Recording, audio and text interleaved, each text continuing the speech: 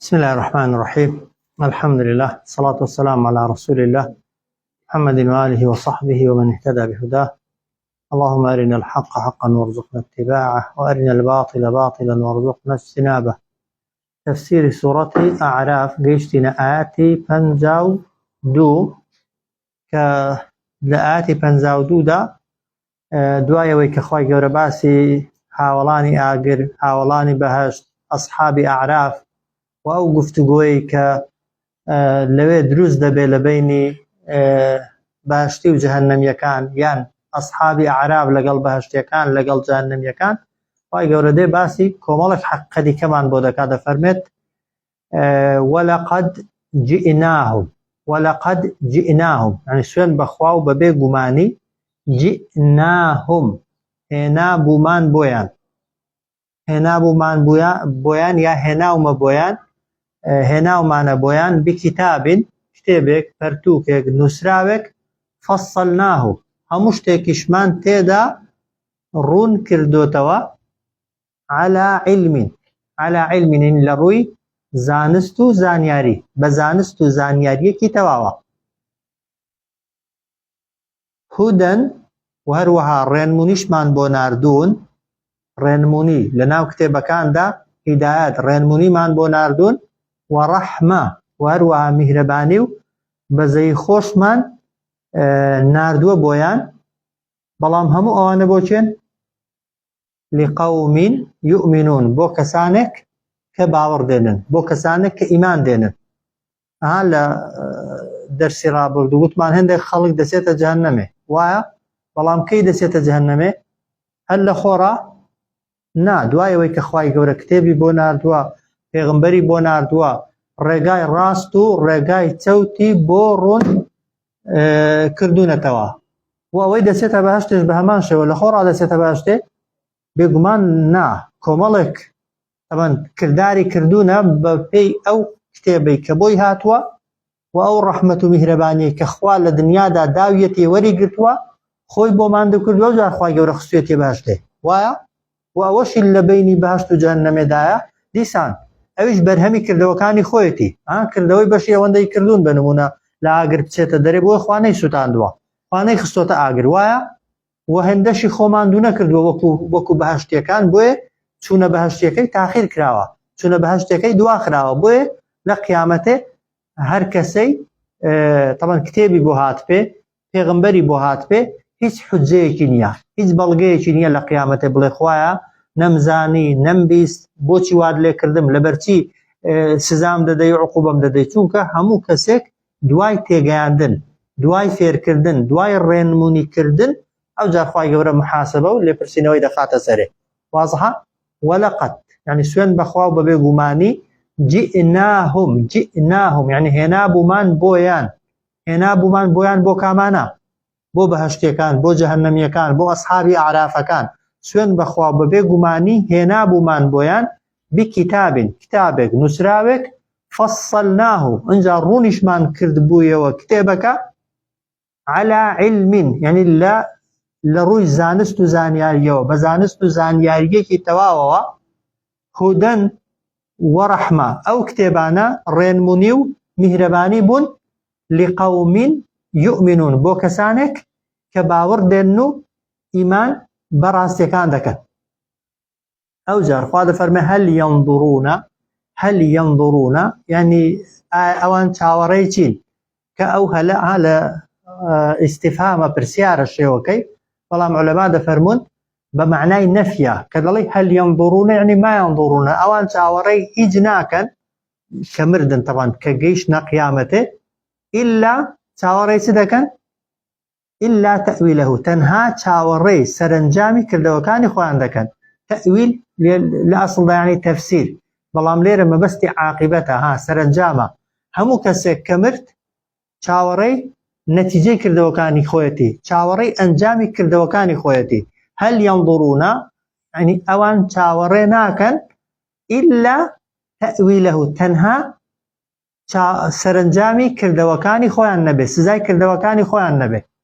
جاخوا دەفەرمێ یەومە ئەو ڕۆژەی یەئتی کە دێ تأويله يعني عاقبتي كردوكاني سرنجامي كردوكاني. يقول الذين دلين أواني نسوه من قبل. يقول الذين دلين أواني نسوه من قبل يعني كردوي چاكيان لبير خوان بردوية ووازيان لكردوي چاكا هنا أبو بيشتر دلين سي قد جاءت دلين بيقمان هات بومان رسول ربنا نردراواني پروردگار من بالحق براستي يعني اعتراف دكن بكم ترخمي خوان بلام كي اعترافي بيدكن او كاتك عقوبة كان دي او كاتك كسزا كان بيني كسيان نالي خواه پیغمبرت بونا ناردم خواه نمزاني قيامت هي خواه نمزاني بهشت هي بوي ايشم بونا کرد نمزاني جهنم هي بوي خوم لنا پاراست چونکا اگر کسيك هبه نيزاني بي بهشت هي يان جهنم هي يان باس قيامتي بونا كرابي مكلفة نا او زورة كسانا مكلفنين اواني لقيامتي دكونا جير رحمتي خوا يان دكونا جير عقوبة وسزاي خواي قورا او كساننا كبيغمبران يان بوهاتوا جا ايمانت ببيغمبركان هنا بيت طبعا او برو بهشتو نتيجي عاقبتي كردوي چاكي خود وردقريوا اگر كسيكش ايماني نهينا بي طبعا عاقبتي كردوكاني خوي وردقريتو بلام پیش ورگرتنەوەکەی اعتراف دەکا ها دان دەنێ بە خراپەکەی خۆی بۆی هەموو خەڵک بزانێ خوا عادلە خوا دادپەروەرە خوای گەورە بەبێ هۆ هیچ کەس سزا نادا بۆیە دەڵێن چی قد جاءت رسل ربنا بالحق بێگومان هاتن نێردراوانی پەروەردگارمان بالحق بەڕاستی ئەو جار دەڵێن چی فهل لنا ئایا هەیە بۆ ئێمە فەوجا ئەو هەلەش بۆ خۆی شێوەکەی پرسیارە فهل لنا دەڵێن ئاوا تەرجمەیکەین باشترە بڵێن خۆزیا هەبا بۆ ئێمە خۆزیا ڕێگا دەدرا بۆ ئێمە من شفعاء بە تکاکارەکان تا فيشفعوا لنا تا تکامان بۆ بکەن فهل لنا من شفعاء ئایا هەیە بۆ ئێمە تکاکارێک تا تکامان بۆ بکە واضحە ئەو یان داوای چ دەکەن ئەو نوڕەد یان دەبێ خوا بمان گەڕێنێتەوە ئەو نوڕەد یان داوا دەکەین یان داوای ئەوەمان بۆ بکە خوا بمان گەڕێنێتەوە بۆ دنیا فنعملە ئەنجام بدەین کار و کردەوە بکەین غەیڕ الذی جیاواز لەوەی كنا نعمل کە پێشتر دەمان کرد واضحە یعنی کافرەکان لە ڕۆژ بازارەیاتەکەی تاوەکەین ئەجا خوا دەفەرمێ قەد خەسیڕوا ئەنفوسەهم بێگومان ئەوانە دۆڕاندویانە زەرەریان داوە لە چێ لە خۆیان خەسیڕوا زەرەرمەندیان کردووە خۆیان ئەو جار وەضەل عنهم ون دەبێ لێیان یان بەتاڵ دەبێتەوە لێیان ما كانوا يفترون هەموو ئەو شتانەی کە ئەوان بە درۆ و بە ناڕێکی ئەنجامیان داوە هەرچی ئەوان بە درۆ گوتویانە هەرچی ئەوان بە ناڕێکی ئەنجامیان داوە لە تاوان و لە خراپە هەر هەمووی طبعاً کردەوەکانیان پوچە و بەتاڵە خوا هیچی لێوەرنەگرتوون و هیچیان لێوەرناگرێ حاڵی لێ ئەنی کافرەکان لە ڕۆژی دواییدا کە جەهەنەم دەبینن طبعاً چەندە یەکەم اعتراف بەوەی دەکەن کە پێغەمبەریان بۆ هاتووە و بۆ خۆیان کەمتەر خەم بوون واضحە دووهەم خۆزگە دەخوازن کە تکاکارێک هەبێ شەفاعەتکارێک هەبێ لەوێ لای خوا شەفاعەتیان بۆ بکە سزا نەدرێن یا هیچ نەبێ سزاکەیان لەسەر تۆزە کەم بێ یان خوا مۆڵەتێکی دیکەیان پێ بدا جارێکی دیکە بیان گەڕێنێتەوە دنیا بۆی کردەوەی جیاواز بکەن لەوەی پێشووتر کە کردویانە بەڵام هیچ کامێک لەوانە بەکەڵک دێ لەوێ بێگومان نانە ئەعترافەکە لەوێ بەکەڵک دێ چونکە ئەعتراف بە تاوان لێرە بەکەڵکت دێ کە داوای لە خۆشبوون پێی لەخوا و هەروەها تکاو شەفاعەت کاتێک بەکەڵکت دێ کە ئەسڵی ئیمانەکەت هەبێت تەنها تۆزێک کەم تەرخەمیت هەبێت و هەندێک گوناهات هەبن و هاتنەوە دنیاش طبعاً بۆ چاک و بۆ خراپی مەحاڵە ها کات خۆی کە شەهیدەکان و ئەوانەی لە پێناوی خوادا دەکوژرێن تەمەنای هاتنە دنیا دەکەن خوا ڕێگە بەوانیش نادا ها تەمەنا دەکەن بۆی بێنەوە دنیای شەهید بن چاکەی بکەن خوا بەوانیش ڕێگە نادا ئەی بە کەسێکی خراپەکار و تاوانبار چونکە کەسی خراپەکار ها گە بە 50 ساڵی بە 100 ساڵی دنیا خوا لە خۆی ڕازی نەکرد بێ بشهێتەوە دنیا 1000 ساڵی کەش بژیێ هەر دەڵێ ئەو جارەش کە چوم خەی ناکە جارێکی دیکەش داوا دەکەمەوە مادام ئەو جارەی دەرفەتی دامێ جاریشکەش دەرفەتم دەداتێ سەیری ئاەتەکەی کەنەوە هەل ينظرونە ئایا چاوەڕێی چی دەکەن إلا تأويله تەنها ئەو سزایە نەبێ ئەو سەرنجامە نەبێ کە بۆی دیاری کراوە طبعا ئەو معنای کەلیمەکانە ها دەرا مەفهومەکەی تەفسیرەکەی ئاوا بکەین باشە بڵێن ئەوان چاوەڕێی هیچ ناکەن لە قیامەتێ هیچ شتێکیان بۆ نایەت و نابێت چاوەڕێی هیچ بن تەنها چاوەڕێی سەرنجامی کردەوەکانی خۆیان دەکەن جا ئیماندار چاوەڕێی چ دەکا بەهەشت ئەو چاوەڕێی سزا و عقوبە یەومە یەئتی تەئویله ئەو ڕۆژەی کە دێ پێی دەگا تەئویله یعنی پاداشتەکەی خۆی نەتیجەی کردەوەکانی خۆی يقول الذين نسوه دەڵێن ئەوانەی کە نەسوه من قبل نەسوه یعنی لەبیر خۆیانیان بردبوویەوە پێشتر کردەوەی چاکە ئەنجام بدەن دەڵێن چی قد جاءت بێگومان هات رسول ربنا نێردراوانی پەروەردیگارمان بالحەقی بەڕاستی ئەوە دانمان بە خراپەکەی خۆمان دانا بەڵام فهل لنا من شفعاء دەبێ هەبێ بۆ ئێمە هیچ کاکارێک فێشفع لنا تاک تکامان بۆ بکە ئەوش معنای کەلیمەکان ئەگەر لە تەفسیرەکەیدا بڵێن خۆزیە تکاکار و شەفاعەتکارێک دەبوو ئێستا لێرە تکای بۆ کردباین و خوای گەورەش تکاکەی وەرگرتبایە وازحە ئەو نوڕەد و یان دەبێ خوا ڕێگامان پێ بدا بگەڕێینەوە دنیا فنعمل ئەنجام بدەین غير الذي كنا غير الذي جیاواز لەوەی کە كنا ئێمە نعمل ئەنجاممان دەدا و ئەنجاممان دابوو ئەوە قسەی ئەوان ئەوەش جوابی خوا دەفەرمێ قد خسروا أنفسهم بێگومان زەرەرمەندیان کردووە خۆیان زەرەریان داوە لە خۆیان بەوەی کە لە دنیادا بە دوای پێغەمبەران نەکەوتون و بەوەی کە لە دنیادا کار و کردەوەی چاکەیان لەگەڵ خۆیان نەبردووە ضل عنهم يعني چی يعني ون دەبێت لێیان لە ئەسڵدا بەڵام لێرە لەما دەفەرمون بە معنای بەتاڵبوونەوەیە يعني کردەوە و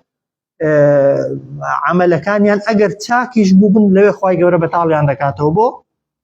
چونکە بە ئیمانەوە نەیان کردوون چونکە بە ئیخلاسەوە نەیان کردوون چونکە هەموو کەسێکی کافریش هەندێک کردەوەی چاکی هەر هەن وایە هیچ کەسێک نییە هیچ خێرێکی تێدا نەبێ کابرا جاری وە بێدینە و بێ باوەڕە بەڵام صفەتی باش و کردەوەی باشی هەنە بەڵام کە ئیمانی نەبوو بێ یان بۆ قیامەتەی نەکرد بێ پاداش وەردەگرێتەوە بێگومان نا بۆیە بڵێن ون بوو لێیان یعنی پاداشتەکەیان لێون بۆ هەری اعتیادیە پاداشتی کردەوەکانیان نابینن و دەشکرێ بڵێن وەضل عنهم بەتاڵ بوویەوە کار و کردەوەکانیان خوای گەورە کار و کردەوەکانی پوچەڵ کردنەوە بۆ چونکە ئیخلاس و دڵسۆزیان نەبووە چ شتێکی پوچەڵ کردەوە خوا لێیان چ شتێکی لێون کردن خوا ما كانوا يفترون ئەو شتێکی ئەوان لە دنیادا ئەنجامیان دەدا لە خراپە و لە تاوان یا بە نیەتی خراپە و بە وەک دەڵێ بە نیەتی هاو بەش و شەریک بڕیاردان بۆ خوا وەک دەڵێکردنە شەریکی خوا لە نێتدا کەسێکی دیکە تەواو ئەو جار ئاەتی دواتر دەفەرمە ئین ربکم الله بێگومان پەروەردیگاری ئێوە ناوی چییە؟ ناوی ئەڵڵایە إن رب يعني أويك إيوه يدرس كردوا رزقي إيوه ددا إيوه دجيني إيوه دمريني كاركاني بونا ورو كون بري ودباشيا الله طبعا كام الله الذي خلق السماوات والأرض أو خواهي كدرستي كردون آسمان كانوا زوي فسندروش في 6 أيام لما وشج روش ده يعني آسمان كانوا زوي ئەوەی کە لە ئاسمانەکان و زەویدا هەیە بە 6 ڕۆژ دروستی کردوون چارە با تەفسیرەکەی بکەین إن ربكم بێگومان پەروەردیگاری ئێوە الله ذاتی الله الذي ئەو خوایە خلق السماوات والأرض دروستی کردوون ئاسمانەکان و زەوی في 6 أيام لە ماوەی 6 ڕۆژدا ثم پاشان کە 6 ڕۆژەکە تەواو بوون چی کردووە استوى على العرش بەرز بۆتەوە بۆ سەر عرش و تەختی خۆی ئەو جار یەکێکی دیکە لە نیشانەکانی دەسەڵاتی خوا ئەوەیە کە یوغشی اللەیل النهارە یوغشی دادەپۆشێ شەو ڕۆژ ئەنی تاریکایی شەو ڕۆژ دادەپۆشێ کە شەو داهات بە تاریکاییەکەی ڕووناکی ڕۆژ دادەپۆشێ تەبەن حەکسەکەشمان هەیە ئەیگە ڕۆژ داهات ڕووناکیەکەی ڕۆژش تاریکی شەو لا دەبا يغشي الليل النهار داد بوشي شو يعني تاریکای شەو ڕۆژ ڕووناکی ڕۆژ ئەو جار چۆن دایدە پۆشێت و چۆن ڕووناکیەکەی دەبا یەطلبه يعني داوای دەکات و لە ناوی دەبا حەفیفەن يعني بە شێوەیەکی خێرا ئەو جار والشەمس والقەمەڕ خۆر والقەمەڕ مانگ والنجوم ئەستێرەکان مسخرات بأمره مسخرات يعني هەموویان ژێربارن بۆچی بۆ فەرمانی خوا بەو شێوەیە دەجوڵێنەوە بەو شێوەیە ئیش دەکەن کە خوا فەرمانی پێکردوون ئەو جا خوا دەفەرمێ ئەلا ئاگادار بن لەه الخەلق هەر بۆ خوایە هەموو دروستکردنێک هەرچی خەلق بێ چێ دەیکا خوا طبعا خەلق يعني ئەوەی کە ڕوحی بەبەردا دەکرێ ئەوەی مرۆڤ دروستی کردووە خەلق نییە ها سینعەتە سنعەت يعني لێکدانی چەند ئالیەتێک شتێکی لێ دروست دەبێ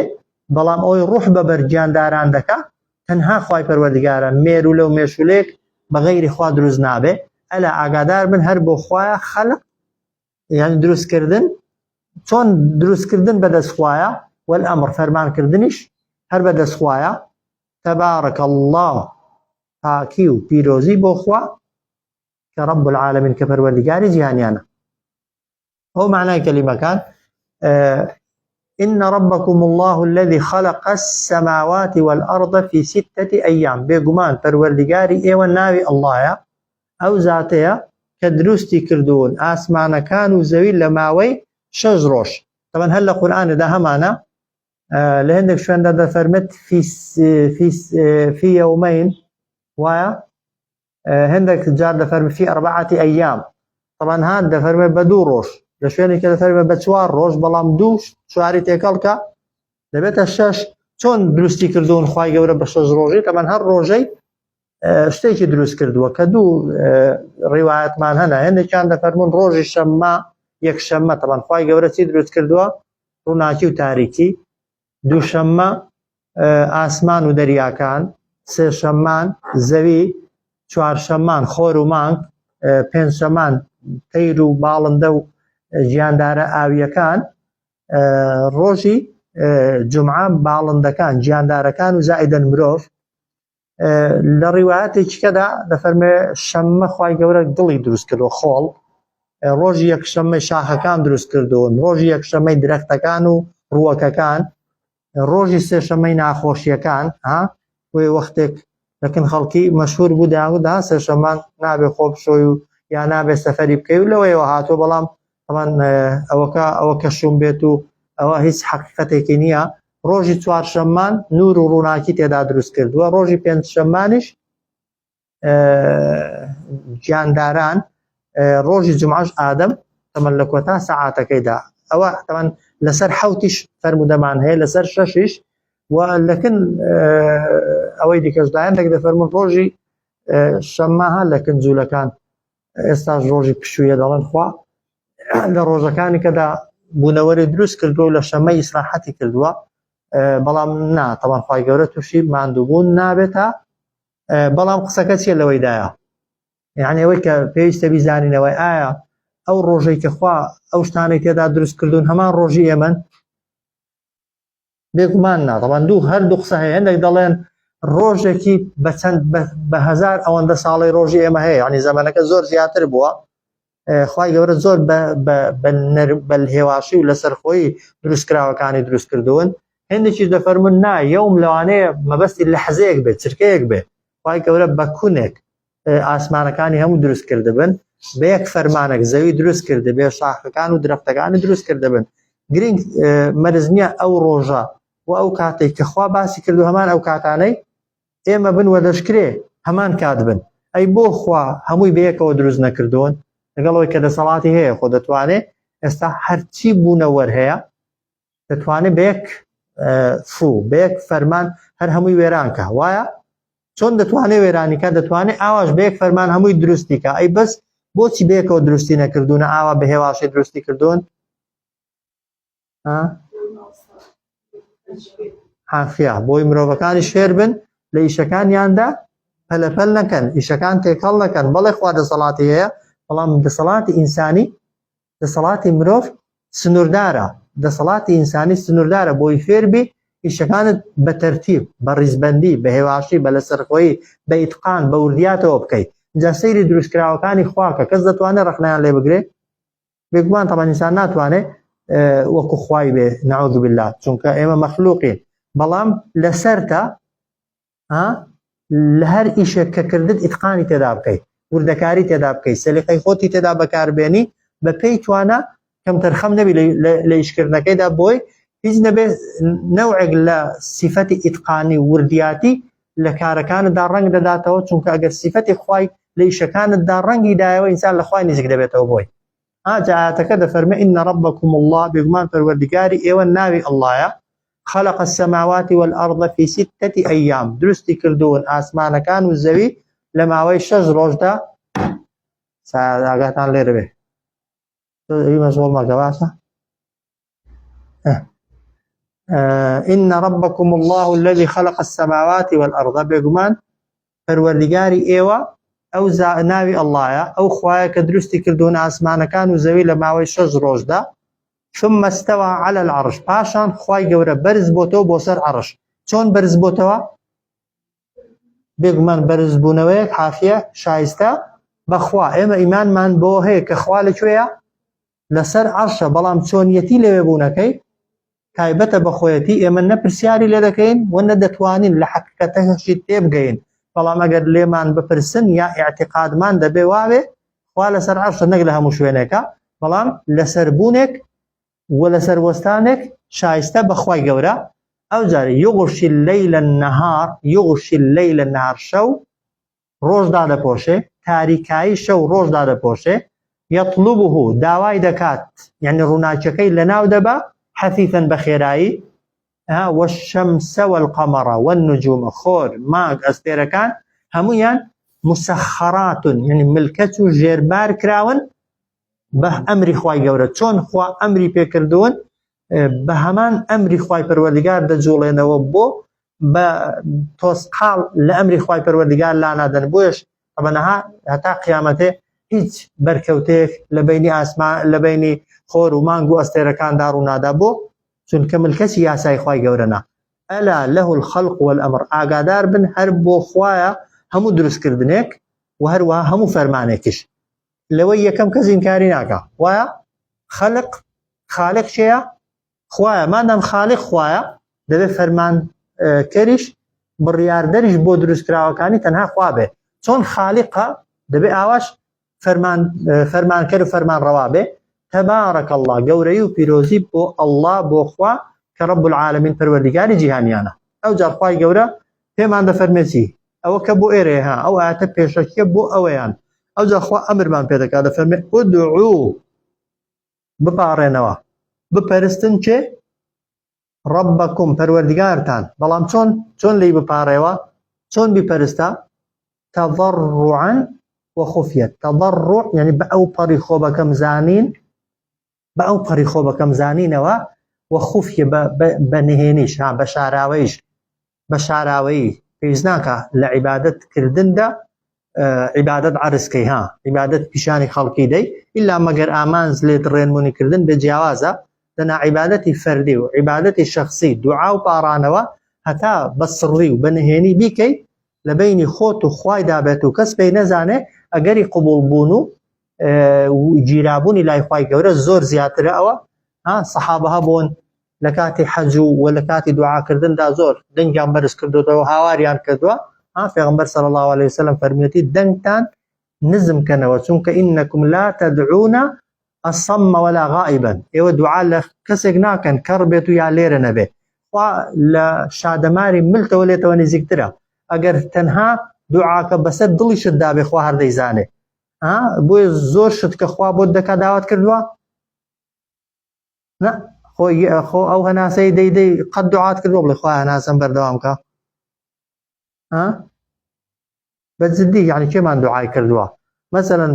باڵاکەم بە ئاوە بێ ڕەنگەکەم بە ئاوە بێ خواردنەکە ئەوەندەی ببینم ئەوەندەی ببیستم بەبێەوەی داواکە لە سوورەی الرەحمە يسأله من في السماوات والأرض كل يوم هو في شأن هەرچی دروستکراو هەیە هەموو چرکەیەک داوا لە خوا دەکا بە زمانی حاڵ یا بە زمانی مەقال. طبعاً هەموو کەسێک پێویستی بەخوایە، خوای گەورەش هەموو چرکەیەک پێداویستیەکانت جێبەجێ دەکا. بەڵام دوعا بە زمان بکرێ یا بەدڵ باشترە؟ بە زمان اعترافی پێ بکەی باشترە، بێڵی چاکترە، بەڵام پێویست ناکە هاوارکەی، تەنها بۆ خۆت گوێت لە خۆت بێ بۆی دڵ و زمانت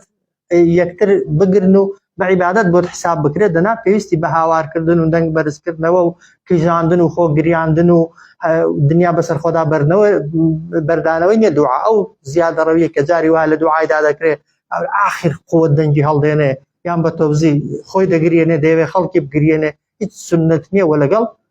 جۆرێکە لە زیادەڕەویکردن لە دوعادا ئەوانە نەکرێن باشترە. هەخوا دەفەرمێ ئودعوا بە معنای دوعا بێ یا بە معنای پەرستشەکان بێ، هەردووکیانە خوا بپەرستن یان لە خوا بپاڕێنەوە تەضەڕع بە ئەو پەڕی خۆ بەکەم زانینەوە خۆت لە بەرامبەر خوادا هەتا زەلیلکەی خوا گەورەترت دەکا، خوا ڕێزدارترت دەکا، خوفیەتەن بە پەنهانیش بە دزیشەوە. ئینەه بێگومان خوا لا يحب المعتدین، خۆشی ناون سنوور بەزێنەکان. سنوور بەزێنەکان چێن؟ ئەوە لە حەد بەدەر دەنگت بەرزکەوە سنوور تێپەڕاندنە. وایە لە کاتی دوعادا ئینسان وەک دەڵێ نەفسی ئیشێ بکە، نەفس هەستی تەکەببور و خۆ بەزلزانینی هەبێ، جاری وایە تەکەببور و خۆ بەزلزانینیەکە وات لێ بکە، ئیعتراف وات لێبێ ئیعتراف نەکەی بەوەی فەقیری هەژاری پێویستت بەخوا هەیە. ئەوانە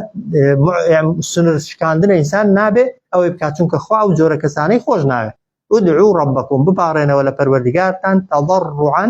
وخفیە بە ملکەتی بەخۆ بەکەم زانینی، خفیە بە شاراوەیی. إنه لا يحب المعتدين، خوای گەورە سنوور شکێنان و سنوور بەزێنانی خۆش ناوێت. ئەو جا خوا دەفەرمێ ولا تفسدوا في الأرض بعد إصلاحها، ولا تفسدوا خراپەکاری مەکەن و بڵاوی مەکەنەوە لە زەویدا بعد إصلاحها، دوای ئەوەی کە خوای گەورە زەوی چاک کردووە یا بڕیاری چاکبوونی بۆ داوە یا پێغەمبەرانی ناردوون بۆ چاککردنی خەڵکی سەرزەوی. وەدعوه اینجا دیسان پێمان دەفەرمێتەوە لە خوا بپاڕێنەوە و خواپەرستی بکەن، چۆن؟ خەوفا وەطەمعا، بە ترس و ئومێدەوە. طبعا لێرە چەند مەرجی تێدایە دوعا یان عیبادەت؟ چوار. یەکەم تەضەڕع، دەبێت لە کاتی عیبادەت و خواپەرستی و دوعادا خۆت بە بێدەسەڵات بزانی لە بەرامبەر خوادا. دوو، هەتا بۆت دەکرێت بە پەنهانی مەرج نیە کەس نەدبینێ، بەڵام هاوار نەکەی و نەقیژێنی، ئەوەی پێویست بە ئاشکراکردنی ئاشکرای نەکەی بینی خۆت و خوا بێ. سێم مەرج خەوف، ترست هەبێ کە عیبادەت دەکەی. ترسی چی؟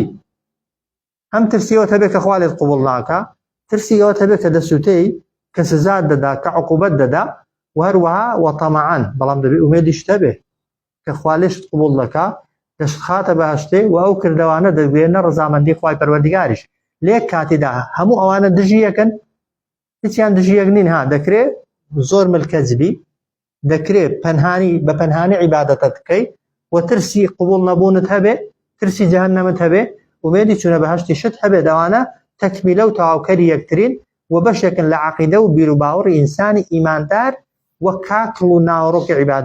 عیبادەتەکانیشن. ولا تفسدوا في الأرض، خراپەکاری بڵاو مەکەنەوە لە زەویدا. یعنی چی؟ یعنی شرک و تاوان و خراپەکاری و بێ ئەمری خوا مەکەن بعد إصلاحها، دوای ئەوەی کە خوای گەورە سەرزەوی چاک کردووە یان قەراری داوە چاک بێ بە ناردنی پێغەمبەران و پەیام. وەدعوه لە خوا بپاڕێنەوە و خوا بپەرستن، بەڵام خەوفن با ترسیشتان هەبێ و طەمع با ئومێدیشتان هەبێ، ترستان هەبێ کە خوا طبعا سزاتان دەدا، لە ترسی سزای خوا عیبادەتی دەکەن و هەروە ئومێدیشت هەبێ کە خوا دەتخاتە بەهەشتەوە. ئەو جا خوا دەفەرمێ إن رحمة الله، بێگومان بن میهرەبانی خوا قەریب نزیکە، بەڵام لە چێ؟ من المحسنین، لە چاکەکاران. إن رحمة الله، بێگومان ڕەحمەتی خوا میهرەبانی خوا نزیکە لە چاکەکاران، لە محسینەکان. محسین چێن؟ چاکەکار چێە؟ چاکترین پێناسە بۆ محسینی چی؟ فعلا بەرزترە لە متقی، بەرزترە لە مؤمنی، بەرزترە لە مصلحی. محسن آخر بەسی دەبێ محسن. حەدیثێکمان هەیە ئەوە هیچ نیەتەکە، بەڵام چۆن عیبادەتی بکەی،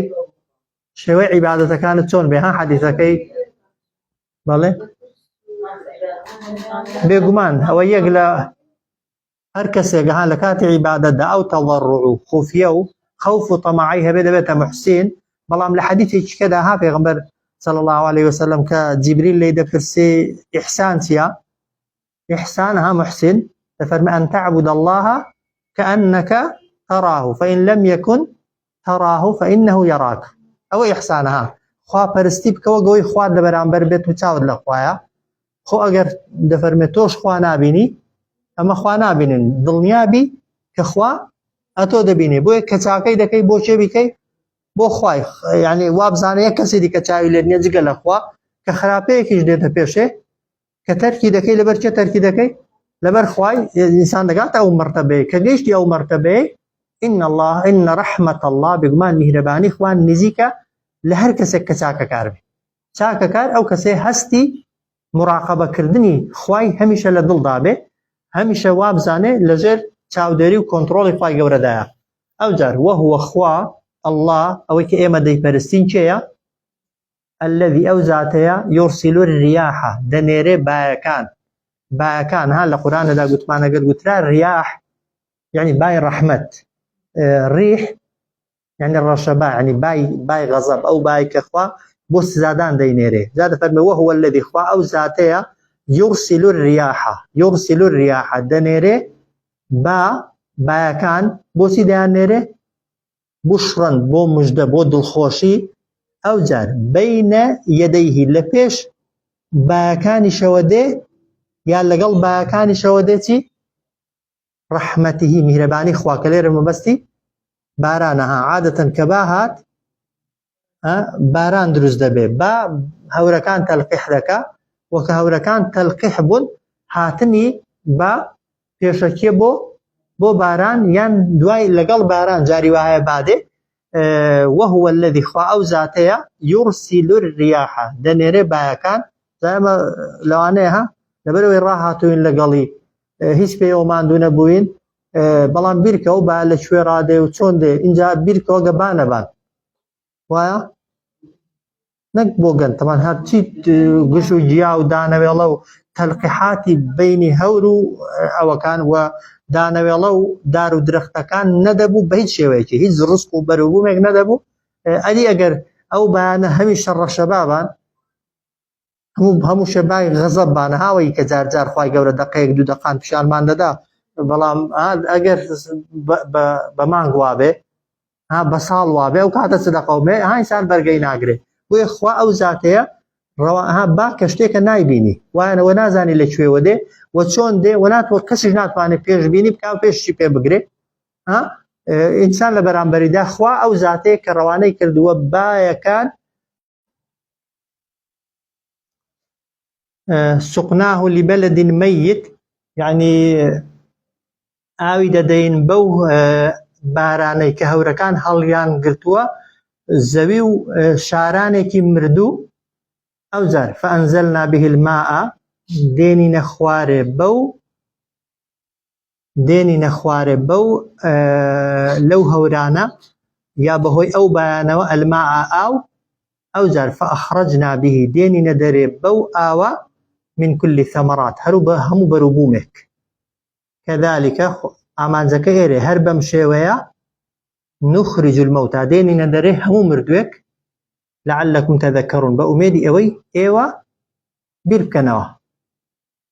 واضحة سيري آتكي كنوا. وهو خوا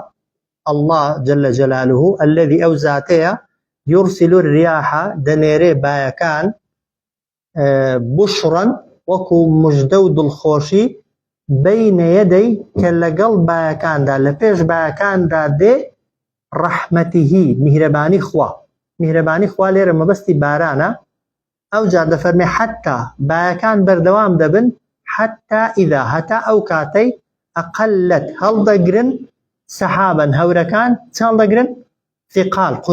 قورسی یعنی ئاوەکەی هەڵ لەناو خۆیاندا هەڵدەگرن. ئەو جار سوقناه ئاوی دەدەین بەو بارانە ئەو سوقناه یعنی ئەو هەورانە دەنێرین ئەو ئاوەی لەناو هەورەکاندا دەینێرین پێی ئاو دەدەین کوێ لبلد ميت بلد يعني زەوی مردوو زەوی وشک بوو أو جار فأنزلنا به الماء يعني دهينين خواري لو هورانا لنا أو هورانا دا فأنزلنا دهينين خواري لا يعني بو هورانا لنا أو هورانا دا أو جار فأخرجنا به دينين درج بقى وكي من كل ثمرات هروح همو بروبومك كذلك بمشي يعني چۆن بەروبووم و گژوجیا و ئەوانە دوای مردن و تێکەڵبوون لەسەر لەناو زەویدا زیندویان دەکەینەوە و دێنە دەرێ ئاواش نخرج المەوتە زیندوو دەکەینەوە هەموو مردوێت بۆچی ئەو نمونەتان بۆ باز دەکەین بۆچی ئەو ئیشانەتان بۆ دەکەین هەموو ساڵێکی لعلكم تذكرون بەئومێدی ئەوەی بیرکەنەوە لە چی لە خۆتان بیرکەنەوە لەوەی کە ئێوەش کە مردن خوای گەورە وەکو ئەو گژوجیا ئەو تۆوانەی کە مردون و تێکەڵی زەوی بوون و ئاوا زیندوتان دەکاتەوە وهو الذي يرسل الرياح خوا ئەو زاتەیە ڕەوانەی کردووە و ڕەوانە دەکا بایەکان وەکو مژدە و دڵخۆشی بەینە یەدەی ڕەحمەتیهی کە لە پێشی دادێ ڕەحمەت و میهرەبانی خوا کە بارانە حتى إذا أقلت هەتا ئەو کاتەی هەڵدەگرن سحابا ثقالا هەورەکان قرسایی ئاو سقناه لبلد ميت يعني دنيرين أو هورانا يا أو أوي لنا هوركان دا لبلد ميت بو زويك مردو فأنزلنا به الماء أو زاديني نخواري لو شار مردوانا لهوركان أو زاد فأخرجنا به ديني ندربو آوش من كل الثمرات هرمو بروبومك أمان زكمان إيريا كذلك هر وكو أو جوجانا هر وەکو ئەو ڕووەکە مردوانە نخرج المەوتە دێنی نەدەرێ هەموو مردوێک لعلكم تذكرون بەئومێدی ئەوەی ئێوە پند و ئامۆژگاری وەرگرن و بیرکەنەوە لە چی لە ژیانی خۆتان لە مردنی خۆتان و هەروەها لە زیندووبوونەوەشتان صلى الله على سيدنا محمد وعلى آله وصحبه